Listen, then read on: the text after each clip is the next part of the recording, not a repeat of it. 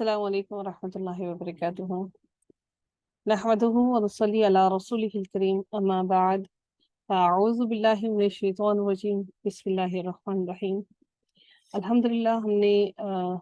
پرانی دعاؤں کا سلسلہ شروع کیا ہے۔ اس کے ساتھ ساتھ ہم کچھ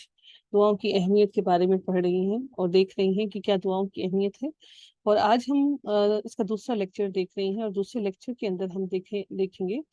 کہ کون کون سی مخصوص مقامات اور جگہ ہیں، اوقات ہیں اور جگہ ہیں جن پر دعاؤں کی قبولیت زیادہ ہوتی ہے۔ سب سے پہلا جو پوائنٹ ہے وہ ہے لیلۃ القدر کے بارے میں۔ جیسے کہ ہم سب جانتے ہیں لیلۃ القدر کی رات 1000 مہینوں سے کئی گنا زیادہ بہتر ہے اس کی عبادت، اور اللہ رب العزت نے اس رات کو بہت برکتیں اور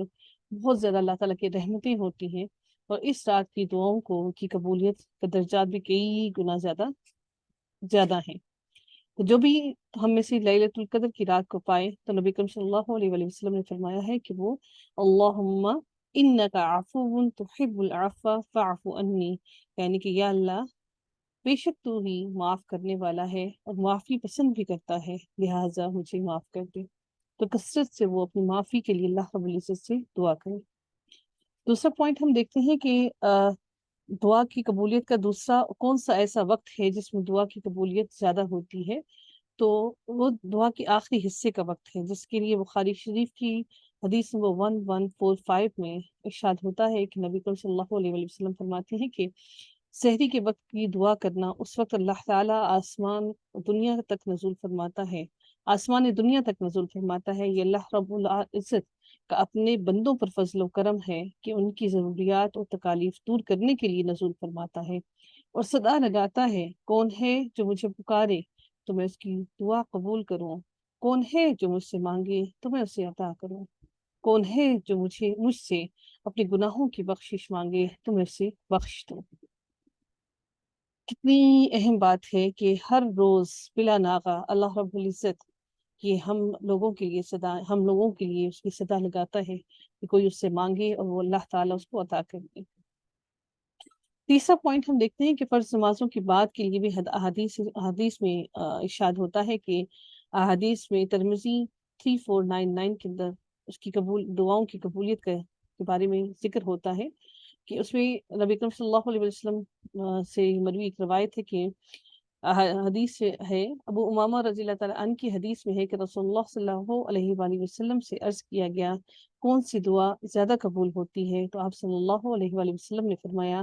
رات کے آخری حصے میں اور فرض نمازوں کے آخر میں۔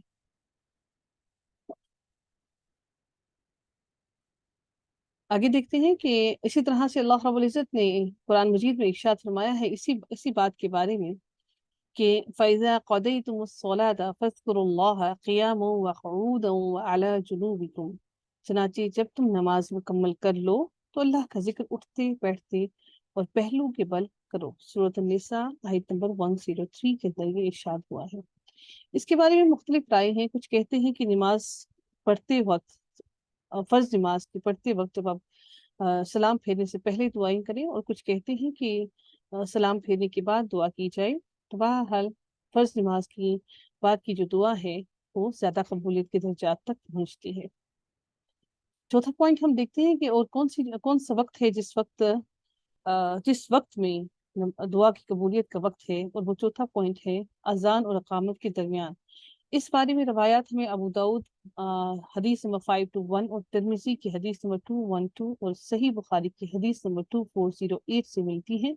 اور اس میں کیا ارشاد ہوتا ہے ہم دیکھتے ہیں کہ نبی کریم صلی اللہ علیہ وآلہ وسلم سے حدیث ثابت ہے کہ نبی کریم صلی اللہ علیہ وآلہ وسلم نے فرمایا کہ اذان اور اقامت کے درمیان دعا رد نہیں ہوتی ہے، یعنی کہ اس دوران میں آپ کی دعا رد نہیں کی جاتی ہے۔